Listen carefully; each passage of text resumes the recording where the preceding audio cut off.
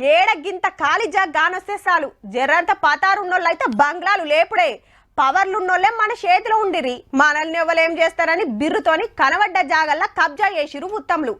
సర్కారు మారినాక షెర్లు కుంటలు సర్కారు భూమి కబ్జా పెట్టినోళ్ళ సంగతి అరుచుకుంటా పోతుంది హైడ్రా.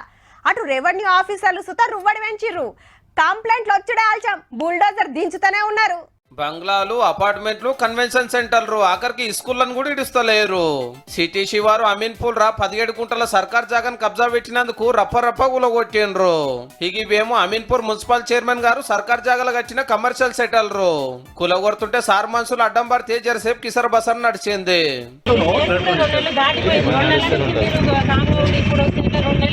హైలాపూల్ రావు 20 ఎకరాల జాగాను కబ్జా పెట్టి వెంచర్ చేస్తురని తెలిసి జేసీబీని దించారు. నిజాంపేటలో ఓ చెరువుల బంగ్లా కట్టి కాలేజీ నడిపిస్తుంటే సీజ్ చేసి పోరలను ఏరే జాగాలకు పంపిండ్రు. ఖమ్మం మైబాద్ జిల్లాలలో సీఎం సార్ తిరుగుతున్నాడు కదా, చెరువులు కుంటలు కబ్జాలు చేయబట్టే నీళ్లు ఊళ్ళకి వస్తున్నాయి అని తేలిందట. హైదరాబాద్ హైడ్రా లెక్కనే జిల్లాలలో కూడా పెట్టుకుని గసంటోళ్ళ సంగతి చూడాలని అన్ని జిల్లాల కలెక్టర్లకు ఆర్డర్ వేసిండు. అంటే కబ్జాలు ఏడ జరిగినా పక్కా కూల్చుడన్నట్టే. ఆ స్థలాలను ఆక్రమించి లేఅవుట్లు వేసి అమ్ముకోవడం ఏదైతే చేస్తున్నారో ఇది క్షమించరాని నేరము. ఇంకా ఉపేక్షిస్తే ఇంకా అది మనల్ని కబలిస్తుంది. ప్రకృతిని మనం తెల్లు చేస్తే అది మనల్ని తెల్లు చేస్తుంది. అంతే కదా మరి.